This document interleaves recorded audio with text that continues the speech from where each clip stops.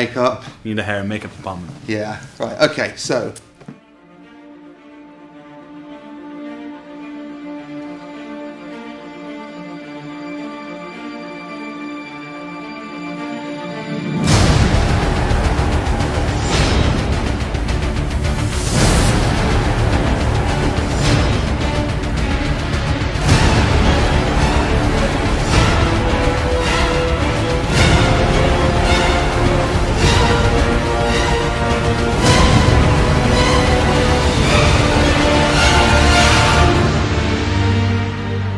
For this project, we were asked to research a certain technique or person or whatever, and I decided to look at the long take, and I was interested in to see how you can take a piece of action and do it in one continual shot without a single cut.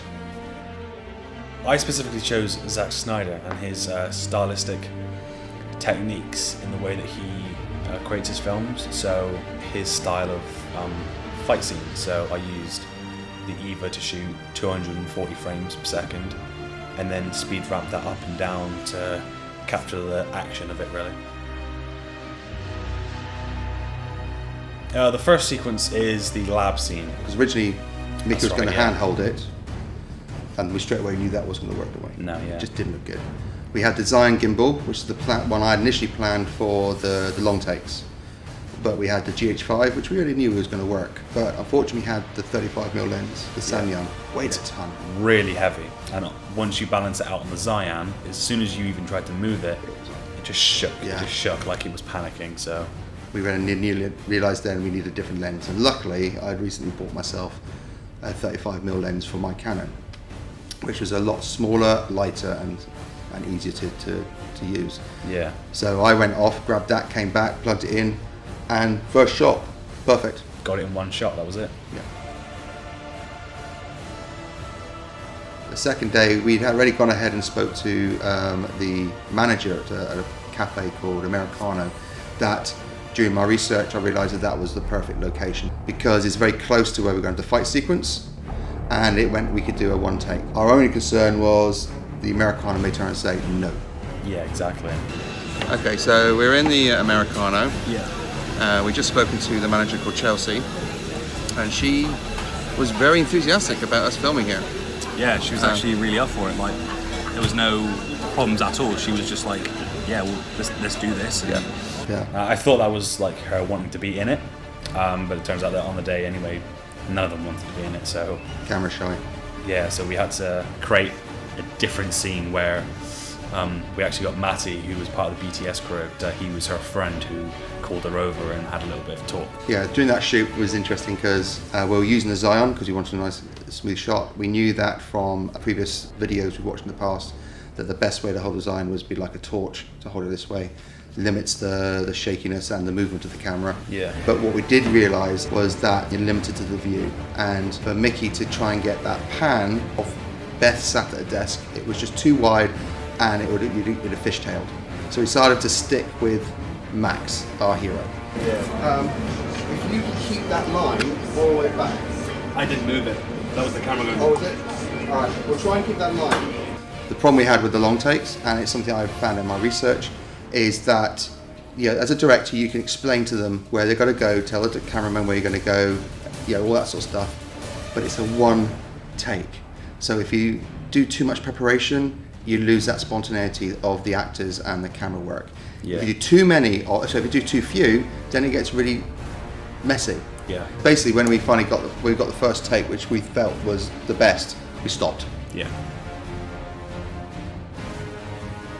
Third day shooting was going to be our big day, and now we're doing the Mayflower car park sequence, which was basically my two long takes and your fight sequence. Yeah. Yeah, we did the fight sequence first because it was going to be the longest to get out of the way. Nothing was choreographed up until that point because I couldn't get my two friends, who were the actors, the assassins, and Max in the same room at the same time on the same day. So it basically came down to me choreographing it on the day, and it took about 2.5 hours to shoot.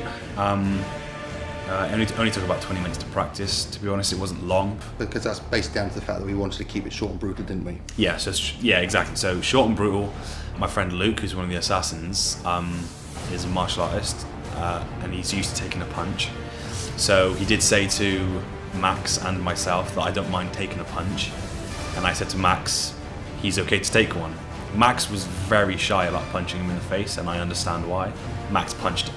And the take is totally natural. Luke looks round, about to fake a reaction, but he actually looks into the punch, and at 240 frames it looks like his jaw comes unhinged, and it is absolutely perfect.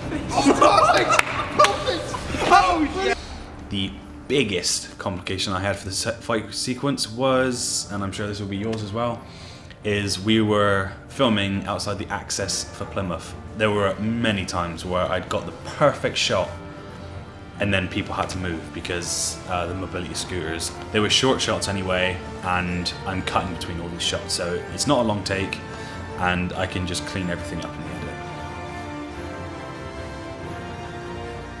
And this is the other thing that lead on, because you talked about it took 2 hours to film, 2.5 hours to film the fight sequence, which was not a problem.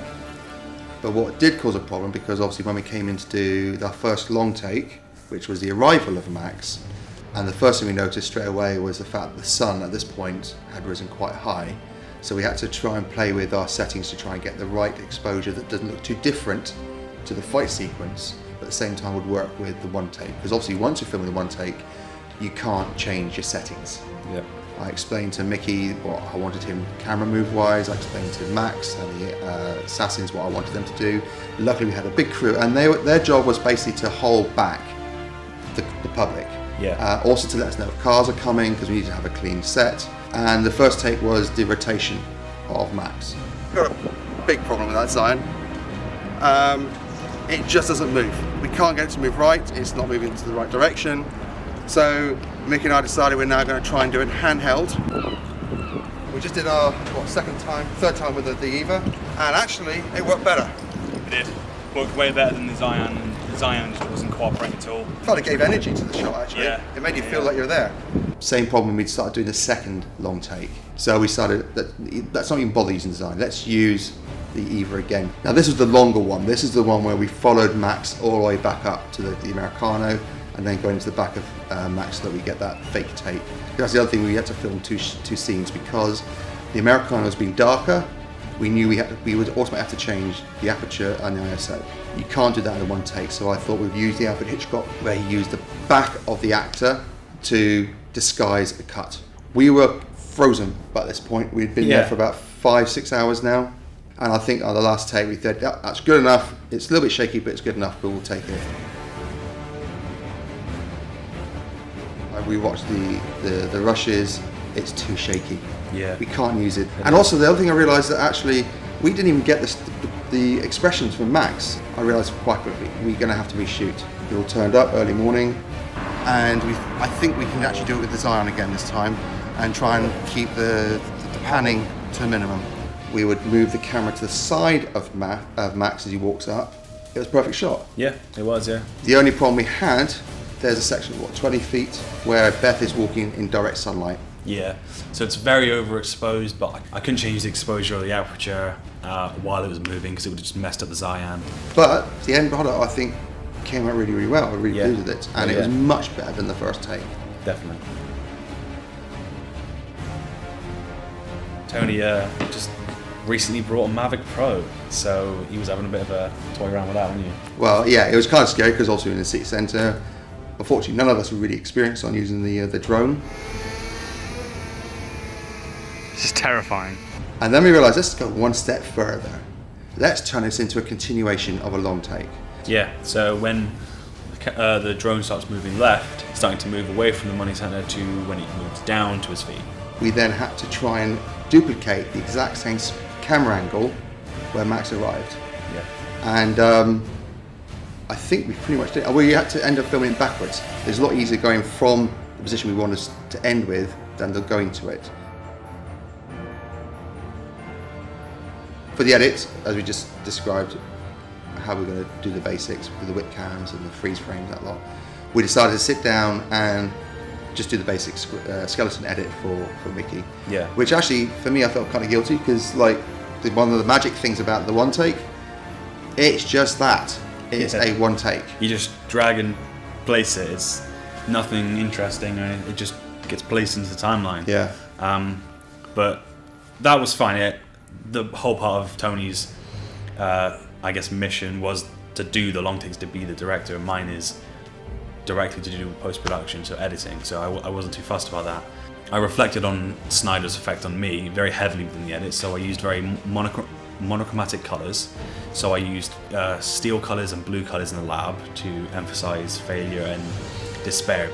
In the fight scene itself, I've used kind of orange and reds because this is now very serious. The main character, is in trouble and he needs to do something sort of brutal. I also created the costume of the characters because Zack Snyder works alongside his costume designer. I suppose I did that too, so I wanted the assassins to be very suited up. They needed to look professional because they've come from the future. They've already been here before. Max is very grey. He's got red all over his jacket and he's wearing combat boots. I created it that way so that the characters, you don't really know which one's good. But other than that, the edit was given to me over a weekend or so, and I then went across and tidied it all up, put in all the color grading, all the grain, all the letterboxes, the titles and everything, and then that was sent to Tony to review it, who he did change a few shots. He said he wanted a few things changed, and then it came back to me so that I could do all the visual effects, so all the green screening, all the tracking, all the key matting, which then got refined and I exported that and got my film. Yeah, exactly.